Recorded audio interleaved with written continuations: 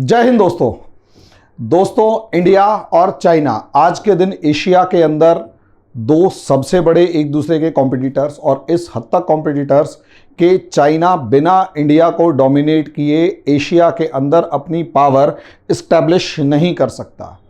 अब क्योंकि बिना इंडिया को काउंटर किए या इंडिया पे प्रेशर क्रिएट किया, इंडिया को डोमिनेट किए एशिया के ऊपर डोमिनेट नहीं कर सकता दोस्तों। इसीलिए क्या वो इंडिया से युद्ध करने की सिचुएशन में है, क्या नहीं है? क्योंकि अगर आप देखें तो हमें इस समय पर दिखाई दे रहा है कि चाइना जो है वो बॉर्डर के ऊपर सेना लेकर खड़ा है। साथ में हम ये भी कह सकते हैं कि वो इंडिया के साथ पाकिस्तान को भी टारगेट कर रहा है और पाकिस्तान को भी बॉर्डर के ऊपर लाकर खड़ा कर चुका है। लेकिन क्या सिर्फ इतना ही है या फिर कुछ और मामला है? क्योंकि इंडिया ने आज तक अगर कभी लड़ाई लड़ी है या जिस भी देश के साथ लड़ाई लड़ी है उसमें एक देश चाइना रहा है, इसमें कोई शक की बात नहीं है। लेकिन दूसरा मेन जिसके साथ इंडिया ने आज तक दो दो हाथ किए हैं वो पाकिस्तान है। पाकिस्तान को धोया है, पटक पटक के मारा है, धूल चटाई है, कुछ भी किया है। लेकिन पाकिस्तान के साथ जितना भी हमारा इंडिया का एक्सपीरियंस है उसे अगर आप मोटे तौर पर देखेंगे तो पाकिस्तान के साथ इंडियन गवर्नमेंट का या इंडियन आर्मी का जो एक्सपीरियंस है वो बहुत ज़्यादा लिमिटेड है। वो कहीं ना कहीं face to face front war या एक तरीके के प्रॉक्सी वॉर के अंदर है, जिसके अंदर प्रॉक्सी फॉर्म में दोनों देश मतलब पाकिस्तान जो है इंडिया के अंदर थोड़े बहुत लेवल पर कश्मीर में या दो चार बॉम्ब ब्लास्ट वगैरह करवा कर इंडिया की पॉपुलेशन को एक दूसरे के खिलाफ भड़काने की कोशिश कर रहा था। इंडिया ने उसको काफ़ी ज़्यादा हद तक काफ़ी ताकत के साथ दबाने की, काउंटर करने की कोशिश करी और इंडिया कहीं ना कहीं पाकिस्तान के अगेंस्ट में एक विक्टोरियस फॉर्म में निकल कर आया है, विजयी फॉर्म में निकल कर आया है। लेकिन क्या इंडिया जो टैक्टिक्स या जिस तरीके से पाकिस्तान के साथ बहुत ताकतवर तरीके से निकल कर आया है, क्या उतना ही एफिशिएंटली इंडिया पाकिस्तान के चाइना के अगेंस्ट भी जीत पाएगा या नहीं जीत पाएगा, या इतनी मजबूती के साथ खड़ा होगा, उसको थोड़ा सा समझने की ज़रूरत है। दोस्तों चाइना पाकिस्तान जैसा दुश्मन नहीं है। पाकिस्तान बेवकूफ़ों का एक रेला है जो कि कहीं ना कहीं एक ऐसी पॉपुलेशन को गवर्न कर रहा है जिसका एलीट क्लास उसकी नॉर्मल पॉपुलेशन से टोटली डिफरेंट है। एलीट क्लास वो है जो ईरानी, तुरानी, अफगानी ये लोग थे, ये लोग पाकिस्तान में आए, वही लोग इंडिया में भी आए, जिसे अशराफिया कहा जाता है। ये लोग पाकिस्तान को रूल कर रहे हैं। लेकिन इनकी अगर सेकंड जो जनरेशन या इनकी जो लोअर या सेकंड जो क्लास देखेंगे या जो लोअर क्लास है वो वहाँ का पसमानदा मुसलमान वो है जो पहले किसी न किसी समय पर हिंदू, बुद्ध या जैन या सिख हुआ करता था। अब उन्होंने धर्म परिवर्तन कर लिया। तो अब ऐसी सिचुएशन में वो असलियत में ये जो पाकिस्तानी लीडरशिप है वो कहीं ना कहीं इंटरनल कॉन्फ्लिक्ट से ही इतना फंसी हुई है कि उसको कहीं टाइम ही नहीं मिला कि इंडिया के अंदर इस तरीके का इमर्ज क्रिएट करवाए, इस तरीके का डिसेंशन क्रिएट करवाए, इस तरीके की नाराज़गी या कॉन्फ्लिक्ट क्रिएट करवाए जो कि पाकिस्तान में खुद में फेस हो रही है। काफ़ी कोशिश की, कुछ हद तक सफल भी हुआ, लेकिन इस लेवल तक सफल नहीं हुआ कि उसका कोई जवाब इंडिया ना दे पाए। लेकिन चाइना, देखिए दोस्तों, चाइना एक बहुत ताकतवर विरोधी है, इंडिया का एक बहुत ही अपोज करने वाला, ताकतवर अपोज करने वाला है, बहुत ताकतवर देश है जो इंडिया के खिलाफ खड़ा है। और यहां इस समय पर अगर आप देखें तो चाइना जो है इंडिया के अगेंस्ट में 5th जनरेशन वॉर करता हुआ नजर आ रहा है।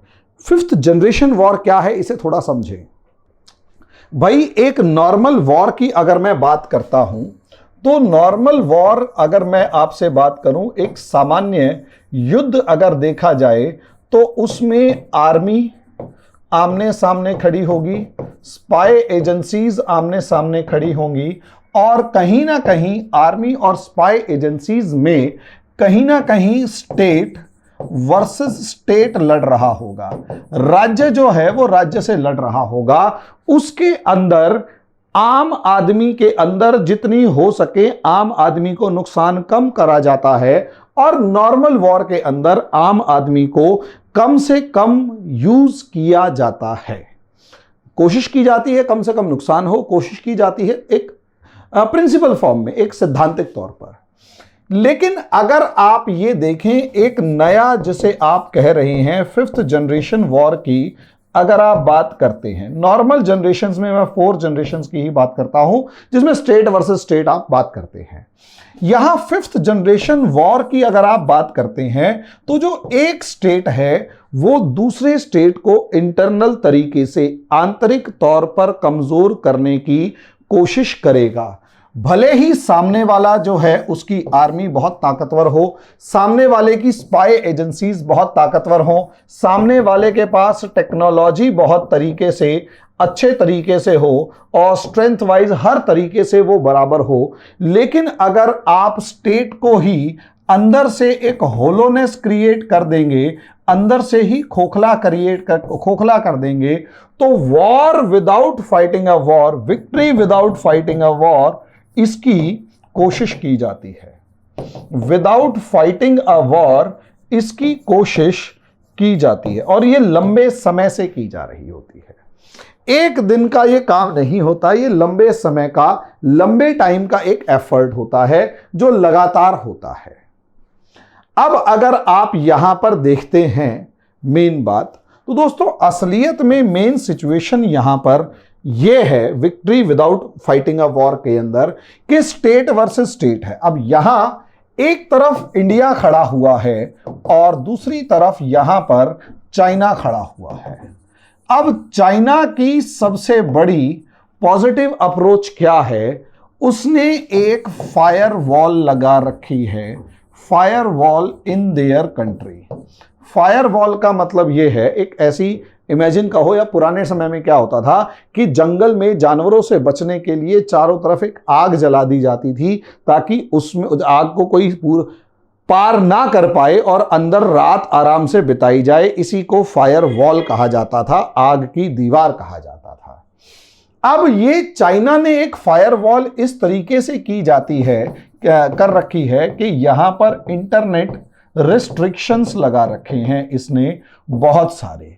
यानी हमारे जो normal Facebook, Twitter, Instagram, YouTube से लेकर व्हाट्सएप से लेकर जो भी XYZ हम यूज कर रहे हैं प्लेटफॉर्म्स, जिन्हें हम सोशल मीडिया प्लेटफॉर्म्स कहते हैं, और इन सोशल मीडिया प्लेटफॉर्म्स की हेल्प से हम दुनिया के किसी भी देश के अंदर बैठकर, किसी भी दूसरे देश के अंदर बैठे एक व्यक्ति से बातचीत कर सकते हैं, खुलकर बातचीत कर सकते हैं। ये यहां पर मौजूद नहीं है। चाइना ने यहां पर ये सोशल मीडिया से लेकर कुछ भी इंडिया में, अपने देश में एंट्री नहीं कर रखी, और यहां तक कि स्ट्रॉन्ग गेटवेज लगा रखे हैं कि कोई भी मटेरियल, कोई भी सिस्टम चाइना के अंदर एंटर करेगा तो चाइना से पूछकर चाइना की फायरवॉल के अंदर फिल्टर होकर फिर अंदर जाएगा। अब यहां सोचकर देखिए कि यानी outside world is not in direct contact with China. Outside world is not in direct contact with China. Direct contact with China, with common Chinese people. और ये चाइना वालों की एक सोच रही है शुरू से कि चाइना वाले हमेशा इस चीज पर फोकस जरूर करते हैं कि हमारी जो कॉमन मासेस है, जो आम जनरेशन है, आम लोग जो हैं, वो बाहरी दुनिया से बहुत ज्यादा मिले जुले या कांटेक्ट में ना रहें। जैसे अगर आप यहां पर चाइनीज वॉल की बात करें तो चाइनीज वॉल यहां पर पहले ही बना के दी गई थी। 2nd सेंचुरी BC के अंदर चाइनीज वॉल बनकर तैयार खड़ी हुई थी, यानी कोई भी उनके राज्य में जल्दी से प्रवेश ही ना कर पाए, यानी लंबी लंबी डायनेस्टीज चली हैं। अब आप सोचकर देखिए, चाइना अपने आप में अपने घर को मजबूत कर बैठा है, लेकिन इंडिया के अंदर अगर चाइना को इंडिया से जीतना है तो मुझे एक बात बताइए, क्या आर्मी के मामले में चाइना इंडिया से पार पा सकता है? आंसर है नहीं। अगर चाइना इस चीज को बहुत अच्छे तरीके से जानता है कि अगर वो चाइना इस चीज को बहुत अच्छे तरीके से जानता है कि अगर चाइना इंडिया के साथ भिड़ा तो वो उसके बाद दुनिया में किसी देश के साथ भिड़ने लायक नहीं बचेगा। चाइना इस चीज को बहुत अच्छे तरीके से जानता है कि अगर चाइना इंडिया के साथ भिड़ा, दो दो हाथ किए, तो चाइना दुनिया के किसी भी दूसरे देश के साथ भिड़ने लायक नहीं बचेगा। ये पक्की बात है।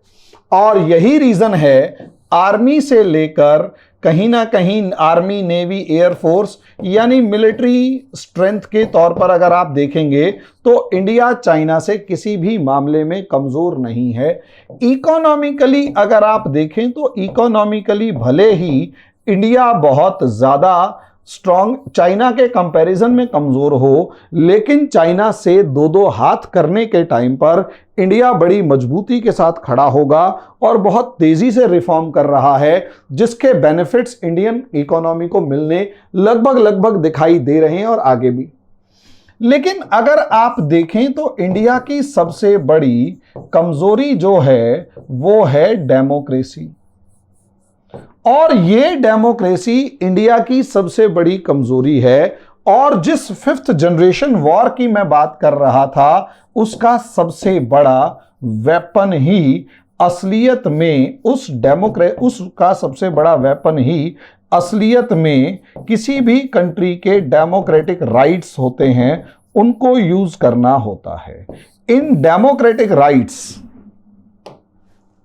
यानी अगर आप देखेंगे तो इंडिया में हमारे को बहुत सारे फंडामेंटल राइट्स यानी मूल अधिकार मिले हुए हैं, बोलने का, प्रोटेस्ट करने का, बातचीत करने का, XYZ इतने सारे अधिकार हमें यहां पर मिले हुए हैं कि कुछ कहने की हद नहीं।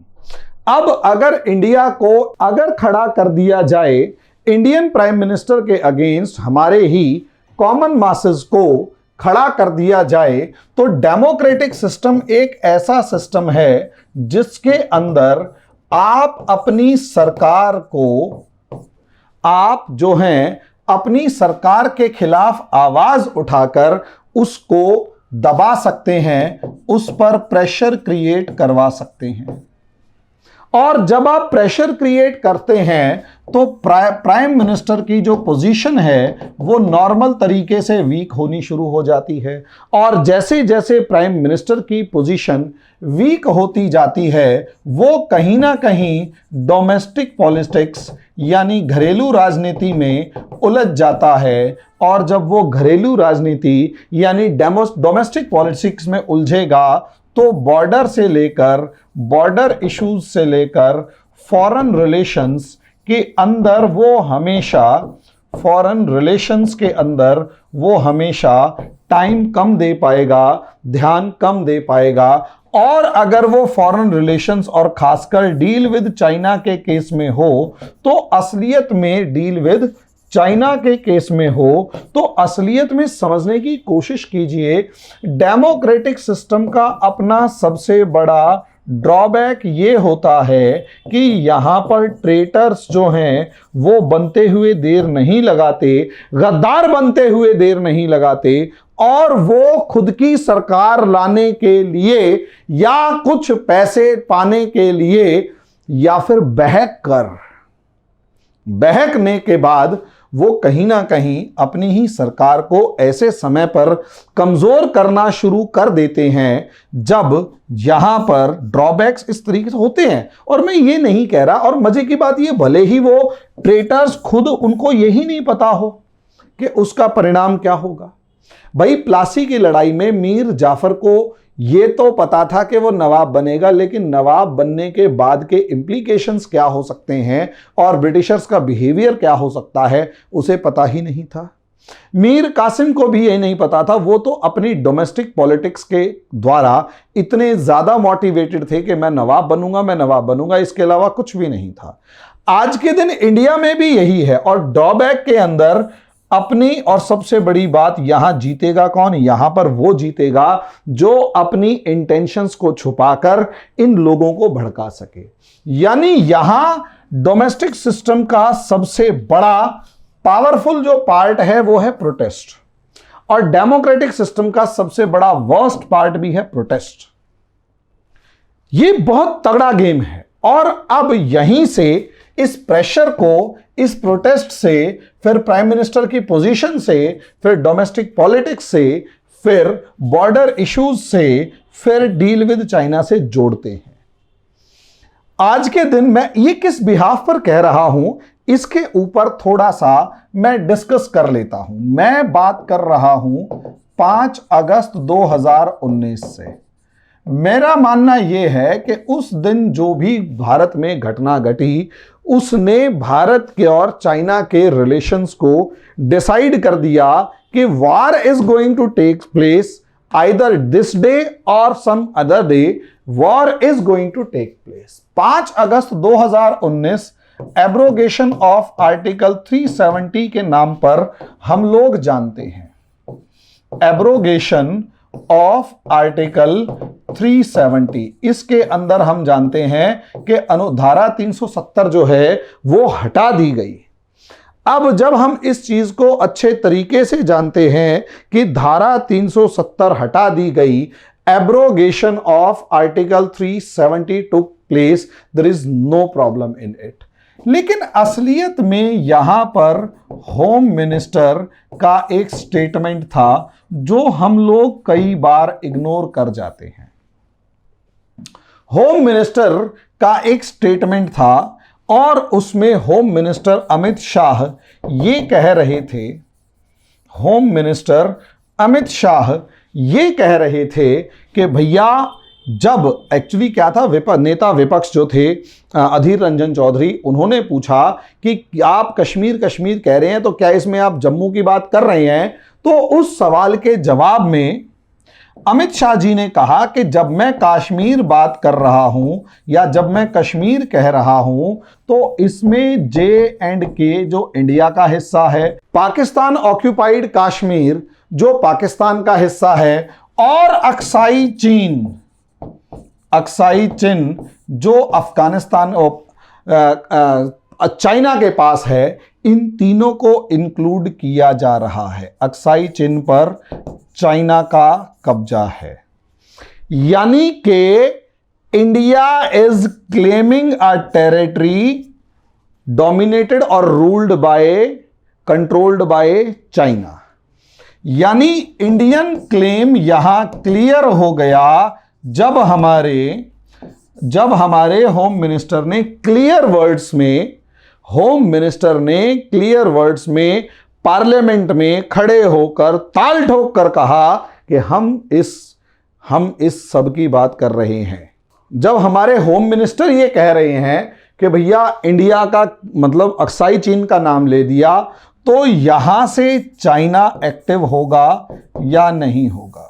एग्जैक्टली यहीं से सारा इंडिया और चाइना के बीच का जो रिलेशन है वो कहीं ना कहीं एक वॉर लाइक सिचुएशन में आ गया, भले ही दोनों में से किसी ने इस स्टेटमेंट के बाद कुछ खास सा रिएक्शन ना किया हो। हालांकि चाइना इंडिया को क्लियर वर्ड्स में देख चुका है, पॉलिसी बन चुकी है कि एशिया में डोमिनेंस के लिए, एशियन डोमिनेंस में अगर सबसे बड़ा चैलेंज चाइना के लिए है तो वो इंडिया है, और चाइना के लिए अगर सबसे बड़ा चैलेंज इंडिया है तो इंडिया को काउंटर करने के लिए चाइना जो है वो स्ट्रिंग ऑफ पर्ल्स यानी मोतियों की माला बना चुका है। स्ट्रिंग ऑफ पर्ल्स यानी मोतियों की माला बना चुका है। अब अगर स्ट्रिंग ऑफ पर्ल्स यानी मोतियों की माला बना चुका है तो यहां, अब आप देखेंगे नक्शे में दिख जाएगा, तो यहां चाइना प्रिपेयर तो पहले से कर रहा था, लेकिन जो वॉर आया वो असलियत में नेक्स्ट गियर है। अब ये नेक्स्ट गियर क्या है, इसके ऊपर थोड़ा सा डिस्कस करते हैं। 5 अगस्त 2019 के अंदर अगर आप देखते हैं 2019 के बाद, तो हमारे देश में पॉलिटिक्स की फॉर्म में जो सबसे ज्यादा इंपॉर्टेंट है वो शुरू होते हैं प्रोटेस्ट्स।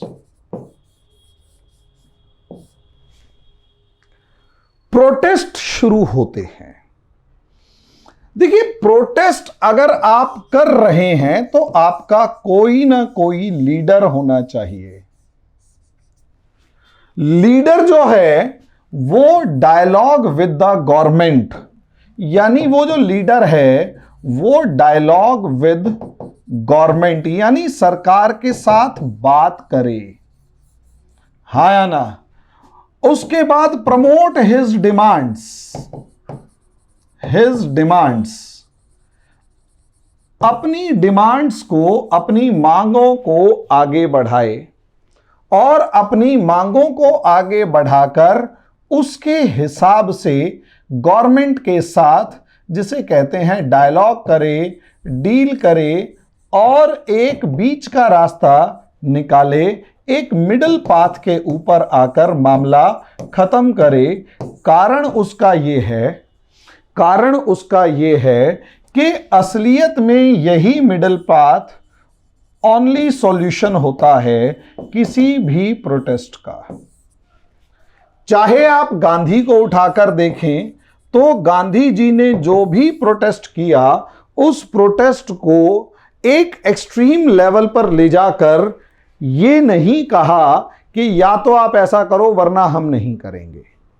गांधी जी के प्रोटेस्ट को अगर आप देखते हैं, गांधी जी के प्रोटेस्ट को आप देखते हैं, चाहे नॉन कॉपरेशन मूवमेंट था जहां पर वायलेंस यानी हिंसा की जिम्मेदारी लेते हुए इस वजह से कॉल्ड ऑफ द मूवमेंट, आप देखिएगा कि उन्होंने आंदोलन वापस ले लिया।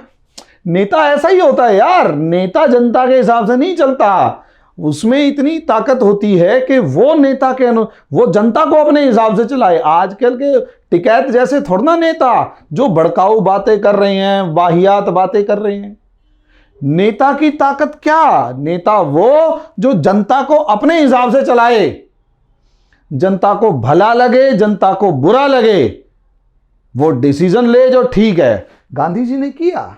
चौरी चौरा में वायलेंस हुआ, एक्सट्रीम गोरखपुर के अंदर एक गांव के अंदर 21-22 पुलिस वालों को जला के मार दिया जाता है। गांव के अंदर हिंसा हो रही है और एक्सट्रीम गांव के अंदर हिंसा हो रही है, जिम्मेदारी खुद ले रहे हैं और मूवमेंट खत्म। सारा हिंदुस्तान स्तब्ध था, लेकिन कोई बात नहीं, मैं इसके अगेंस्ट जाऊंगा। यह हिम्मत नेता जो जेन्युइन स्टेट्समैन होता है, जो जेन्युइन युग पुरुष होता है, उसमें आप सीडीएम सिविल डिसोबीडियंस मूवमेंट, सविनय अवज्ञा आंदोलन में देख लो। सविनय अवज्ञा आंदोलन में साफ नजर आता है गांधी इरविन पैक्ट होता है। भाई मार्च 1931 में गांधी इरविन पैक्ट होता है ना, 5 मार्च को गांधी जी को गांधी इरविन पैक्ट होता है। गांधी जी के ऊपर पूरा दबाव था कि प्रोटेस्ट को रोक लो, सॉरी गांधी के इरविन के साथ कोई बात ना करो, भगत सिंह की फांसी हटाओ, रुकवाओ। भगत सिंह की फांसी के को इग्नोर करते हुए उन्होंने लार्जर गोल को देखते हुए गांधी इरविन पैक्ट किया और लंदन गए। सोचकर देखिए, कराची पोर्ट पे, कराची के जो रेलवे स्टेशन है उस पे उनको काले झंडे दिखाए गए, फिर भी टच से मस नहीं हुए नेता, स्टेट्समैन। आप गाली लिख सकते हैं यार, देखो जिसे पता नहीं है ना, जिसको पता नहीं है कि what is the contribution of Gandhi and Nehru to this country, वो कुछ भी बक सकता है। ठीक है, वो कुछ भी बक सकता है। आपके लिए आज के दिन आरएसएस बीजेपी बहुत महान होगी, मैं ये नहीं कह रहा इस पार्टी में कोई कमी है। आज के दिन जो हालात हैं उनमें ऐसे ही नेशनलिस्टों की पार्टी चाहिए होती है। कांग्रेस करप्ट हो चुकी है, मैं मानता हूं, लेकिन गांधी और नेहरू को गाली बकने की गलती ना करें। वो स्टेट्समैन थे, हैं और रहेंगे।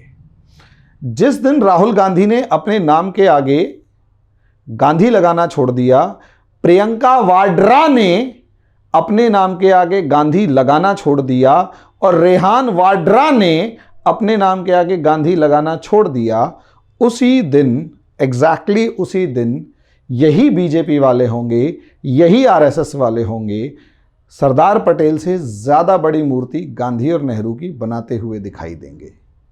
तो गांधी और नेहरू को गाली बकने के पीछे का लॉजिक ये नहीं कि वो गलत थे, उनको गाली बकने के पीछे का जो सबसे बड़ा लॉजिक है वो ये है कि उनकी लीगेसी को एक गधा और उसका परिवार क्लेम करता है। राहुल गांधी इज अ बेवकूफ पर्सन, मैं उसमें ज्यादा शब्द क्या बताऊं। हाँ, मैं पॉलिटिकली इस मामले में बायस्ड हूं, I don't like this personality. मुझे नहीं लगता कि इसमें लीडरशिप क्वालिटी है। मैं अपना पर्सनल ओपिनियन आपको दे रहा हूं, मेरा अपना पर्सनल ओपिनियन है, आप उसमें माने या ना माने, मुझे राहुल गांधी पे भरोसा नहीं है। और यही रीजन है कि लास्ट ऑप्शन, आप उसे कैसा भी माने, आज की गवर्नमेंट बचती है।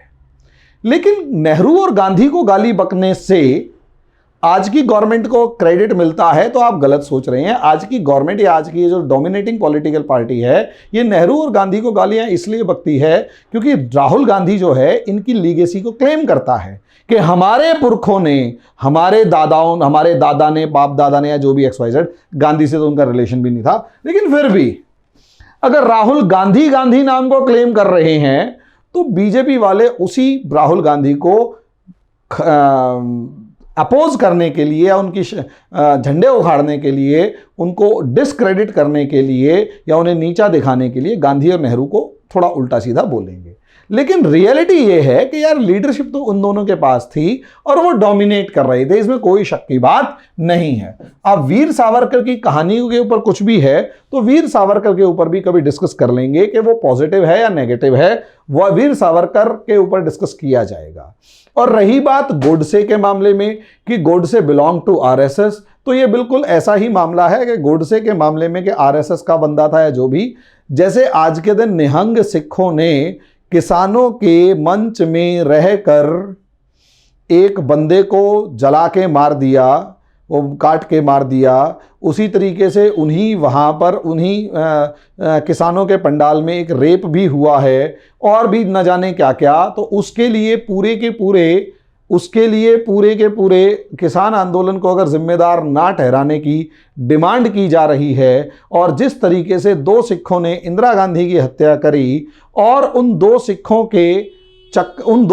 की जगह, मतलब उन 2 सिखों के काम के लिए पूरे सिख कम्युनिटी को जिम्मेदार नहीं ठहराया जा सकता, वैसे ही गोडसे के नाम पर पूरी आरएसएस को कटघरे में खड़ा नहीं किया जा सकता। मेरा अपना ये पर्सनल ओपिनियन है, क्योंकि कई बार ऐसा होता है कि एक बंदा आपके संगठन से जुड़ा हुआ है, उसका ओपिनियन आपके संगठन से अलग हो सकता है, तो वो आपसे अलग हटके ऐसा कोई काम कर जाए जो कि आप क्लेम ही ना कर पाए, या फिर मतलब आपका उसके अंदर इंटेंशन ही नहीं है और आपका उसके अंदर कोई काम करने का मूड भी नहीं है, लेकिन वो हो गया। क्यों? क्योंकि वो जोशीला आदमी था, उसने कर दिया। तो मैं ऐसे इंसान की बात नहीं कर रहा, मैं सिर्फ इतनी बात कर रहा हूं कि लार्जर गोल को अगर गांधी को देखेंगे तो वो लीडर है। बाकी बहस फिर कभी करेंगे। अब यहां सोचकर देखिए कि इंडिया के अंदर जो सबसे बड़ा टारगेट है या जो सबसे बड़ा पार्ट है वो क्या है। इंडिया के अंदर आज के दिन अगर उठाकर देखा जाए तो सबसे बड़ा जो हथियार इंडियन गवर्नमेंट के खिलाफ, इंडियन गवर्नमेंट को कमजोर करने के लिए उठाया जा रहा है वो है प्रोटेस्ट। अब इस प्रोटेस्ट को आज जो हो रहा है उसे आप उठाकर देखें। अगर आप इन प्रोटेस्ट्स को देखते हैं तो कांग्रेस गवर्नमेंट में नॉर्मली ये प्रोटेस्ट्स नहीं होते थे, लेकिन आज के दिन ये प्रोटेस्ट्स हो रहे हैं। और इसमें एक तो है शाहीन बाग वाला मामला, जिसके अंदर CAA और NRC, और दूसरा जो है वो आप बात कर रहे हैं किसान आंदोलन की। शाहीन बाग और किसान आंदोलन के अंदर जो कॉमन चीजें आपको दोनों में नजर आएंगी वो ये हैं कि भाई इनका कोई लीडर नहीं है, यानी ये जो हैं ये लीडरलेस मूवमेंट्स हैं। आप आ जाओ शाहीन बाग पे। शाहीन बाग का जो सिंबल था लीडरलेस मूवमेंट का वो थी 4 दादियां। शाहीन बाग लीडर मतलब लीडरशिप को अगर आप देखेंगे तो कौन बिठा रखा था? चार दादियां। चार दादियां क्या थी? Symbol of emotion, symbol of emotion. और वो सिंबल ऑफ इमोशन ये था कि भाई वो इमोशनल मामला क्या था कि हम इस उम्र में कहां जाएंगे, हमारे बाप दादाओं की मिट्टी यहां पर दबी हुई है या उनकी अस्थियां यहां पर दबी हुई हैं, यानी यहां एक इमोशनल कार्ड खेला गया। अब सवाल यह है, क्या आप चार दादियों से CAANRC के ऊपर डिस्कस किसी भी मामले में कर सकते हो? प्रॉब्लम यहीं पर है कि भाई CAANRC, मजे की बात यह है, इंडियन मुस्लिम्स के लिए तो था ही नहीं, इंडियन मुस्लिम्स के लिए तो था ही नहीं। असलियत में उनके अंदर एक फियर यानी डर बिठाया गया और यह कहा गया कि तुम्हें निकाला जाएगा यानी तुम निकाले जाओगे। और जब तुम्हें कहा गया या मुस्लिम्स को कहा गया निकाले जाओगे, और यहीं इंडियन मुस्लिम की जो मेजॉरिटी पॉपुलेशन है, जो इंडियन मुस्लिम्स की मेजॉरिटी पॉपुलेशन है, वो जो मेजॉरिटी पॉपुलेशन है, वो मेजॉरिटी पॉपुलेशन जो है वो अनएजुकेटेड है, अनएजुकेटेड है। और इनका जो अशराफिया है, हाँ, ये जो ईरानी तुरानी जो है ना अशराफिया, ये अशराफिया जो है ये इनको डोमिनेट करता है और मिसगाइड करता है, और मिसगाइड करके इनको बेवकूफ बना के सड़कों पे ले आता है बिरयानी खिलाने के बाद। अब आप सोचकर देखिए, क्या यहां पर डायलॉग के चांस होंगे? तो यहां पर जो डायलॉग होना चाहिए लीडर और गवर्नमेंट के बीच में, वो था ही नहीं, क्योंकि दादियों से आप कॉन्स्टिट्यूशनल डिस्कशन नहीं कर सकते। सुप्रीम कोर्ट ने चार लोगों के इंटरलॉक्यूटर्स को अपॉइंट किया, वहां पर तीस्ता सीतलवाड़ जैसी कॉन्स्पिरेटर कहती सुनाई दी कि ये चार सवाल हैं, वो कुछ भी बोले तुम ये चार ही सवाल पूछते रहना। सोच कर देखिए, ये तीस्ता सीतलवाड़ वही है जिसकी मोदी से 36 का आंकड़ा तब से है जब से ये गुजरात के सीएम रहे हैं। कॉन्स्पिरेटर, गजब कॉन्स्पिरेटर। सोच कर देखिए, मतलब डायलॉग ही खत्म कर दो भाई। आप जिद करके बैठे हैं, ये बिल्कुल ऐसा ही है, आपके सामने कोई इंसान जिद करके बैठा हुआ, खड़ा हो गए, मैं नहीं मानता, वो आपसे बात ही नहीं कर रहा।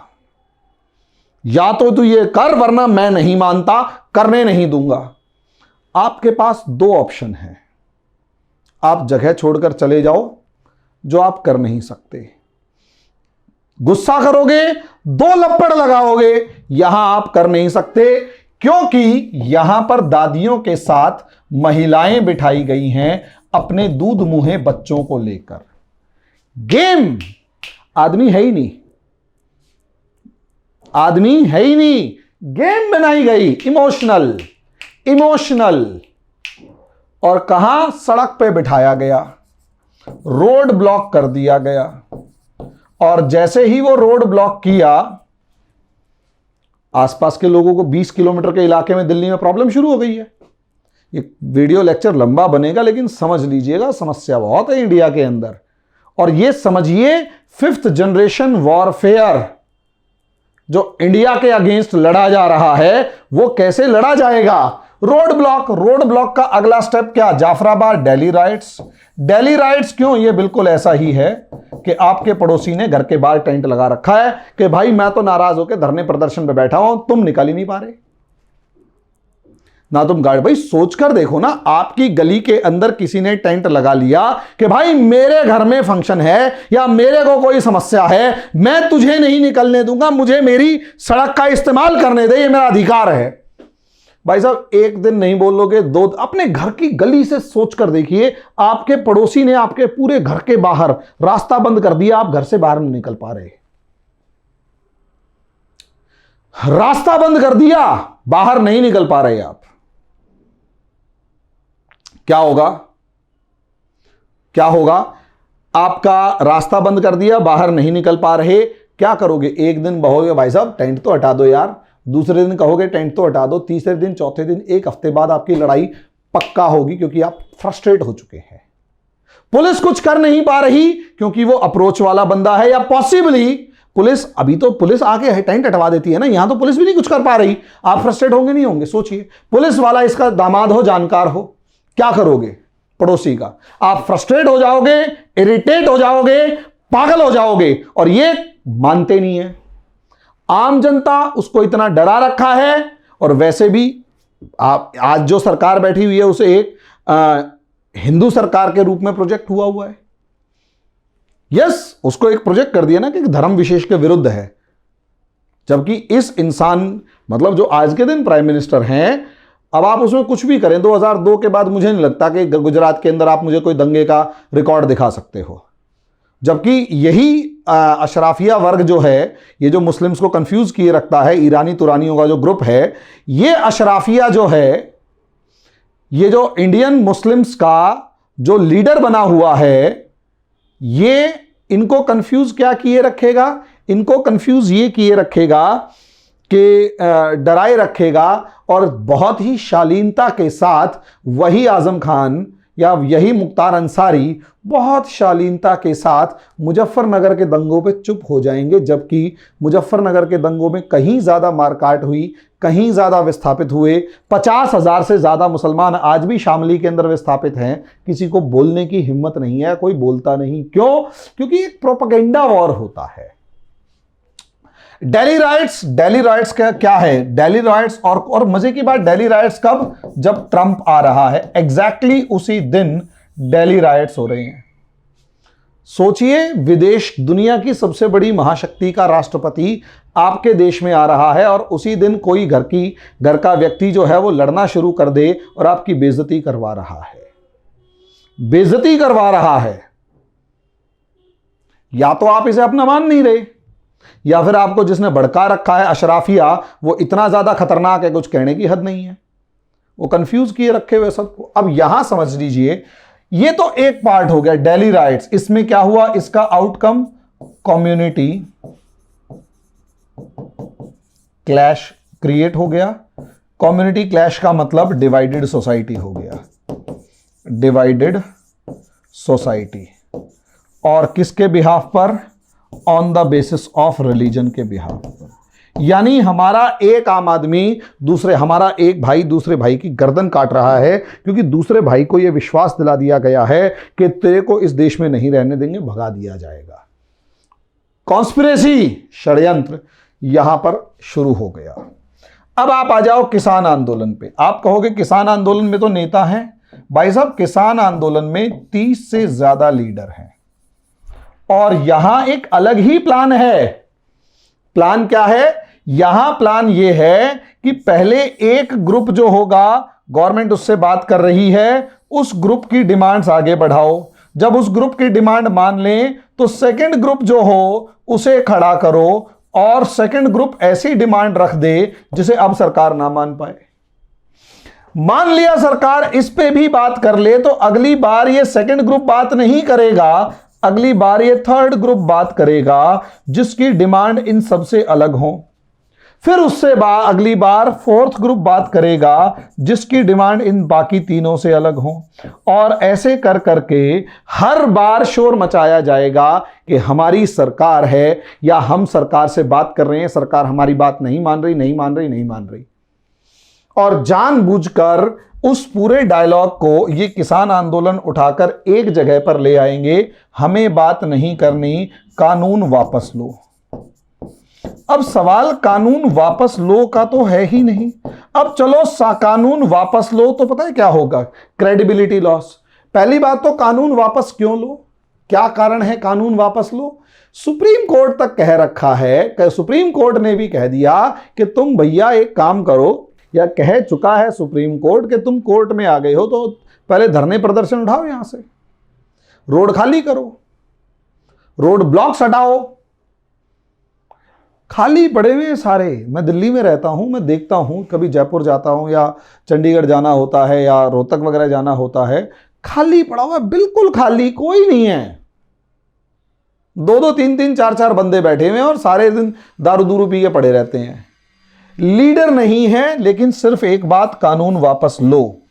अब ये कानून वापस लो, अगर ये कानून वापस लो, असलियत में मेरा मानना यह है कि ये रिफॉर्म्स का मामला है, सुधारों का मामला है, और ये सुधार आप कर नहीं पा रहे, या ये सुधार आप मानने को तैयार नहीं है, क्योंकि ये पूरी की पूरी जो एस्टेब्लिश्ड क्लास है, जो किसानों का खून चूस रही है, वो मंडी के जो आड़तिये हैं, बहुत खतरनाक बंदा होता है आड़तिया, और कोई नहीं, दलाल है जो किसानों का खून चूस रहा है और हमारा भी खून चूसता है।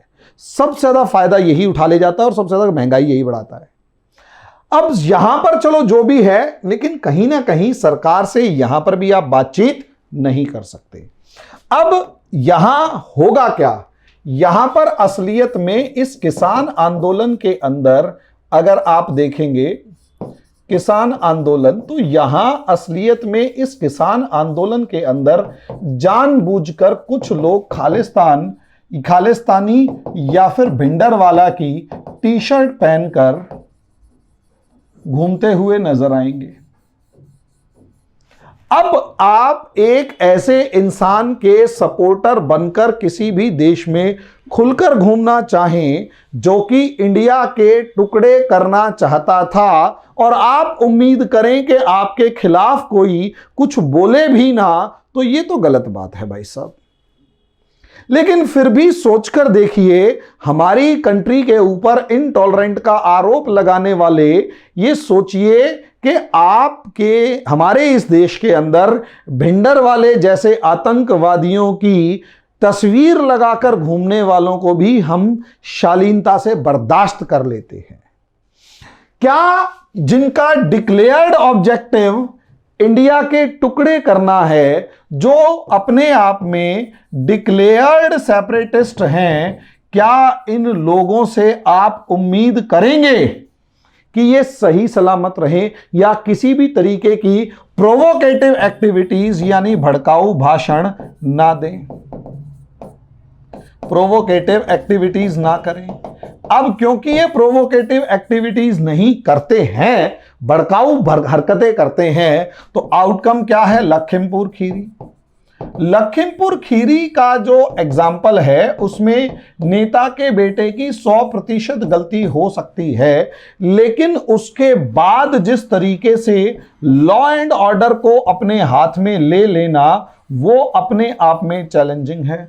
और दूसरी तरफ भाई सीधी सी बात यह है कि आपको मेजॉरिटी कम्युनिटी सिखों से ही नजर आएगी, और उसमें इन्हीं प्रोवोकेटिव एक्टिविटीज के अंदर निहंग सिख घूमते हुए दिखाई देंगे, जो कि खुलकर कह रहे हैं कि उनका जो रिलीजियस फेथ है वो बड़ा है इंडियन कॉन्स्टिट्यूशन से।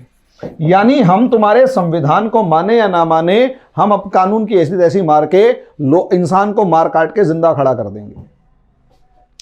जब रिलीजियस फेथ, जब धार्मिक विश्वास आपके संविधान से बड़ा हो जाए, तो वही तालिबानीकरण होता है, और तालिबानाइजेशन होता है। और जैसे ही तालिबानाइजेशन होगा, यहां से सोशल कॉन्फ्लिक्ट शुरू होंगे, क्योंकि अब ऑब्वियस सी बात है, आपने जिस कम्युनिटी के इंसान के ऊपर अटैक किया, वो भी अगर आप पे रिटेलिएट करेगी, फिर आप उसका जवाब देंगे, सरकार को आप लोगों से निपटने में ही फंसना पड़ जाएगा।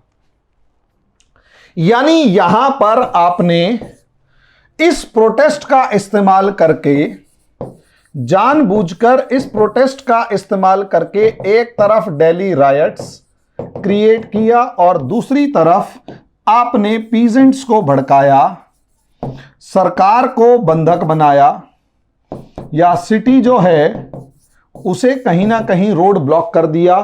नतीजा आपका यह है कि इकोनॉमी उस पूरे इलाके की कोलैप्स कर गई, फैक्ट्रियों से लेकर सब वहां पर कोलैप्स कर गए, समझे। और दिल्ली राइट से लेकर पीजेंट्स वाले मामले में सोशल कॉन्फ्लिक्ट बढ़ा वो अलग, यानी सामाजिक विद्वेष जो है वो बढ़ा वो अलग। और यही सोशल कॉन्फ्लिक्ट जो है वो डिवाइडेड सोसाइटी क्रिएट करता है। और डिवाइडेड सोसाइटी का मतलब ये है के वीक कंट्री,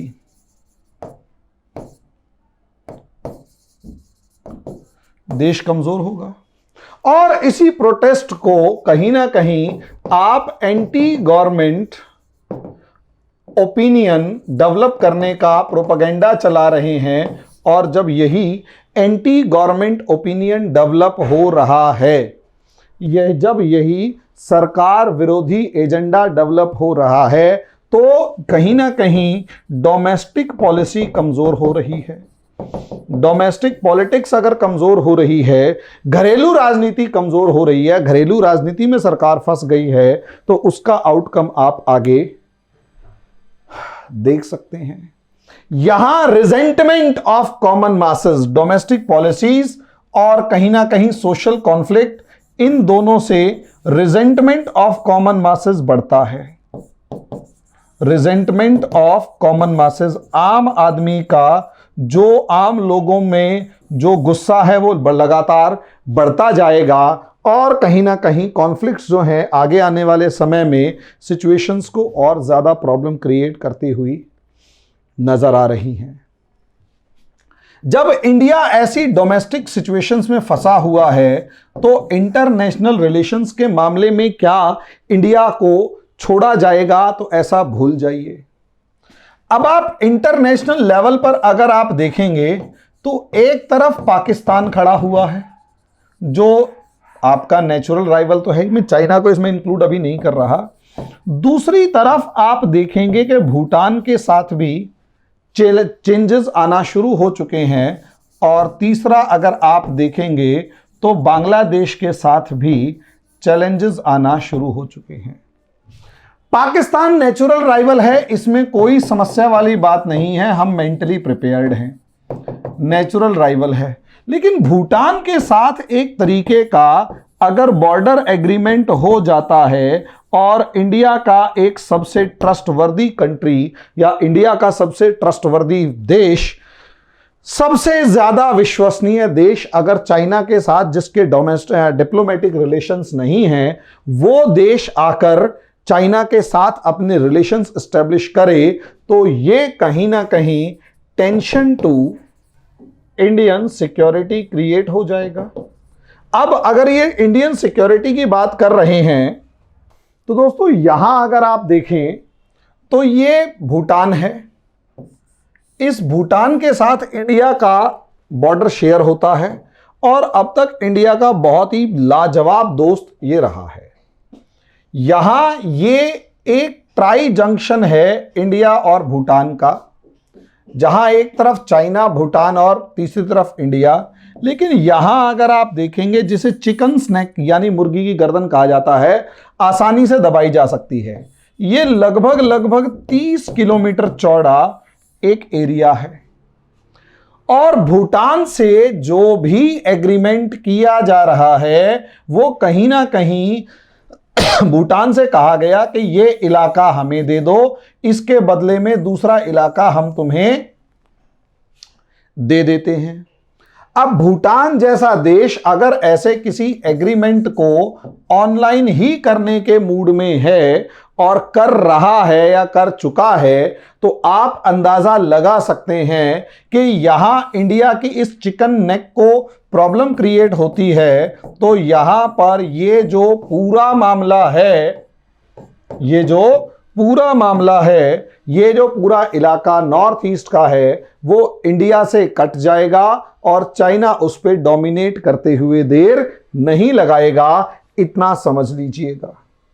और दोस्तों ऐसी सिचुएशन के अंदर यहां समझ लीजिए, ऐसे में बांग्लादेश से एक तरफ भूटान के साथ चाइना का खेल चल रहा हो, एक तरफ भूटान के साथ चाइना का खेल चल रहा हो, और दूसरी तरफ बांग्लादेश के अंदर दुर्गा आइडियल के ऊपर सवाल आ जाए कि दुर्गा की मूर्ति तोड़ दी गई, और इंडियन गवर्नमेंट प्रेशर के अंदर है कि अब वो क्या करे। अब आप कहोगे भाई मुसलमान हैं तो हिंदुओं की आस्था का सवाल रखना चाहिए। असलियत में सोचकर देखिए, बांग्लादेश और इंडिया के रिलेशंस ठीक ठाक चल रहे हैं, कोई ज्यादा प्रॉब्लम या किसी भी तरीके की खटास नहीं है। लेकिन जैसे ही आपने उसे रिलीजियस डायमेंशन देने की कोशिश की, भाई बांग्लादेश इंडिया के रिलीजियस मैटर में इंटरफियर नहीं करता और दुनिया के हर देश के अंदर रेडिकल एलिमेंट्स हमेशा मौजूद होते हैं।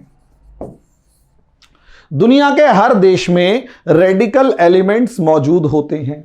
भाई उन रेडिकल एलिमेंट्स ने दुर्गा की मूर्ति तोड़ी, इंडिया के जो हिंदूज थे उन्होंने रिएक्ट किया। अब उन्होंने जैसे ही रिएक्ट किया, इंडियन गवर्नमेंट पे प्रेशर आया, इंडियन गवर्नमेंट ने बांग्लादेश की सरकार को कहा, बांग्लादेश की सरकार ने कहा हम अपने देश के अंदर तो ये सारे काम ठीक करेंगे, लेकिन आप अपने देश के अंदर भी जो प्रॉब्लम आ रही है उसे देख लीजिए।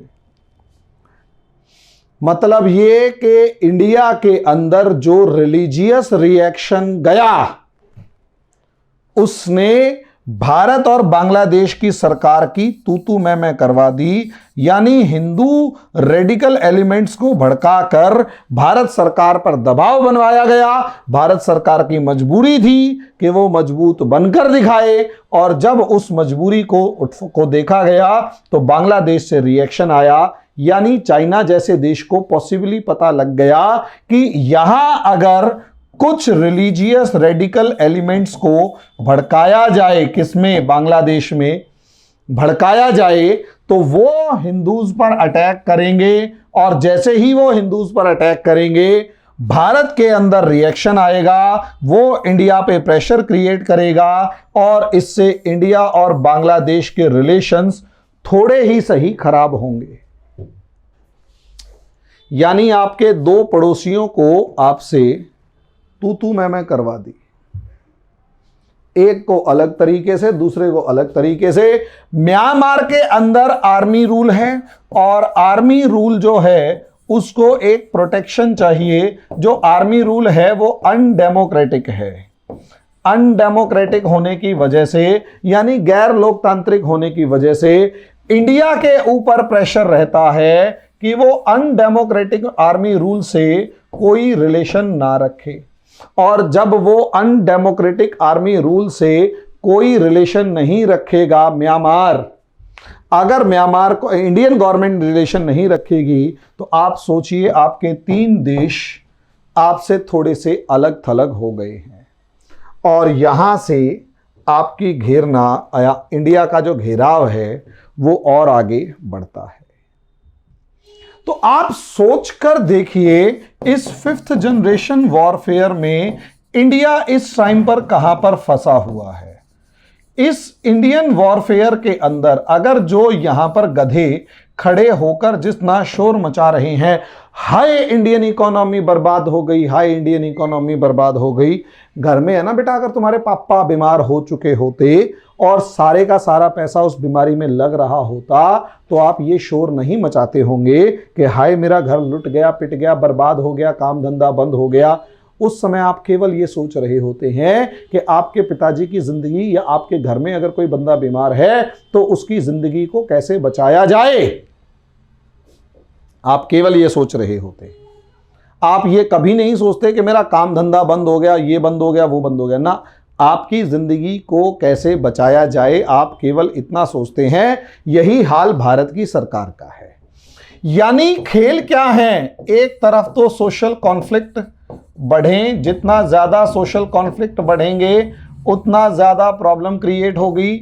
दूसरा, J&K के अंदर दोबारा से डिस्टर्बेंसेस क्रिएट करो, और पहले आर्मी को मार रहे थे, आर्मी पे अटैक हो रहे थे, अब सिविलियंस और खासकर जो हिंदू सिविलियंस हैं उनको मारो, ताकि वहां जम्मू कश्मीर में जाने वालों के अंदर फियर क्रिएट हो, और उस फियर का रिएक्शन जो है वो हिंदू रेडिकल एलिमेंट्स जो इंडिया में हैं, जो रेस्ट ऑफ इंडिया में हैं, वो सारे के सारे शोर मचाएं, और वो जो हिंदू रेडिकल एलिमेंट्स हैं वो J&K के ऊपर एक प्रेशर क्रिएट करना, मतलब इंडियन गवर्नमेंट में प्रेशर क्रिएट करें और उसका रिएक्शन हो। तीसरी तरफ हमारी फॉरेन पॉलिसी में चाहे बांग्लादेश है, चाहे नेपाल है, चाहे म्यांमार है, वहां पर आप इस तरीके से सिस्टम क्रिएट कर दो कि वो इंडिया के साथ खड़े ही ना हो पाए। और रही सही कसर इकोनॉमिक क्राइसिस से जूझता एक इंडिया जो है, इकोनॉमिक क्राइसिस से जूझते इंडिया के ऊपर चाइना और पाकिस्तान अपनी आर्मी का दबाव बनाए रखें। चाइना और पाकिस्तान अपनी आर्मी का दबाव बनाए रखें, और जैसे ही चाइना और पाकिस्तान अपनी आर्मी का दबाव बनाए रखेंगे, इस 5th जनरेशन वॉरफेयर में भारत ट्रैप में फंसा हुआ नजर आएगा।